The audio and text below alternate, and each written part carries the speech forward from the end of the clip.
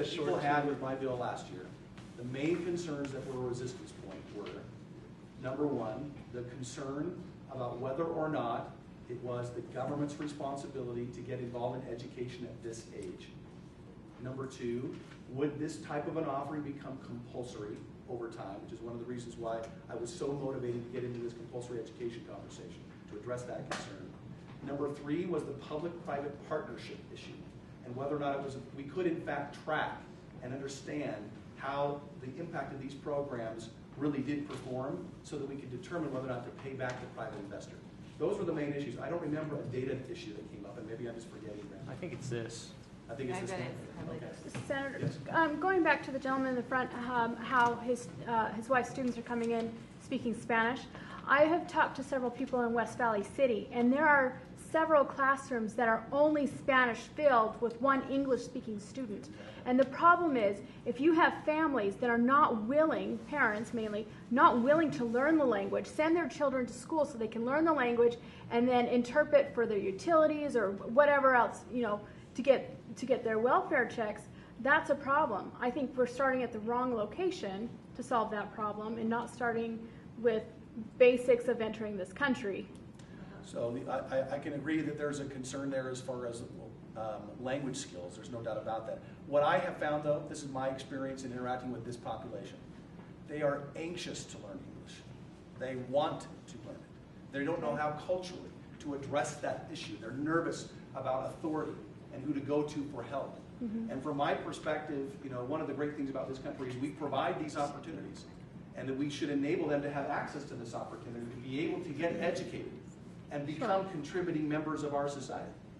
That's the context about it. Otherwise, like you talked about, they'll remain non-English speakers. Right. They'll remain dependent on our welfare systems, and we will pay for it in droves.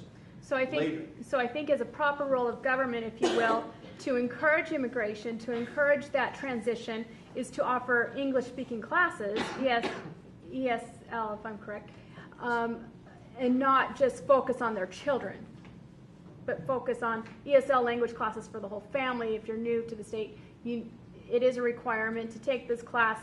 Just as much as I feel, you know, the founders had asked, if you're an immigrant, you stay here for 5 years, you learn our basic system. And if you don't, then you're welcome to leave. And if you do, then you become a citizen. We'll come back here. Two pieces. There was a question up here about some funding, and I just wanted to go back to that. Realistically, the money that we're spending on these 6,000 kids, can we turn it off now? We can't. Can we turn off the money we're spending today? Yes. Almost no. Okay. No, but here's the reason why. Let me be clear on it. These kids qualify for special education IEPs, right? They are identified as being developmentally delayed or academically delayed, and they qualify for these IEPs, and they're put into special education, and they stay in that system until they drop out. I mean, that's kind of the way it goes. And so the way that our system is set up today, that would continue to happen. And we're only going to continue to spend more. Our trajectory on the cost of special education is like this. It's like a 20 to 25% growth rate year over year. So the only way that we're going to get rid of it is a reduction so that we stop spending it there, because we have to spend it there if we haven't reduced the need for that service, right? Yeah, my point I'm trying to address, my fiduciary goal is to reduce the cost, the future cost to the state by spending it more wisely sooner and not having to spend it later. Therefore, seeing what I hope to be a reduction in special education costs. So that's the intent. The second thing was concerning this language thing going on. I know that people can opt in to immersion programs where the language is taught and it's taught across all subjects, whether it's a full day, half day, whatever. A parent should be able to opt out if they're the only one that's speaking the language and be able to get to a program. And I think you've got that addressed here in being able to select teachers on some of your other stuff. Yes. Yes, Jolene? Also, one of the fiduciary things you haven't covered yet is that most of these kids I used to work for, I serviced homeless shelters in this kind of community, and these preschool kids are in some kind of subsidized program during the day because they don't want them wandering the streets homeless with their parents and that type of thing.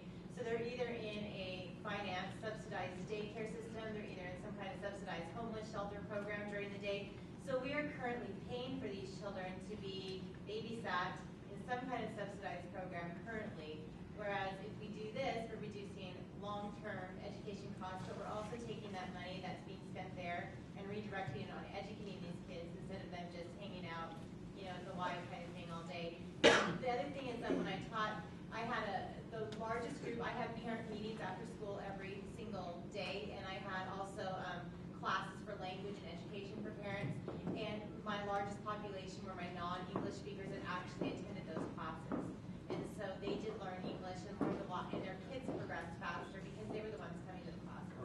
And that's a critical piece of this, is parental involvement is critical to success.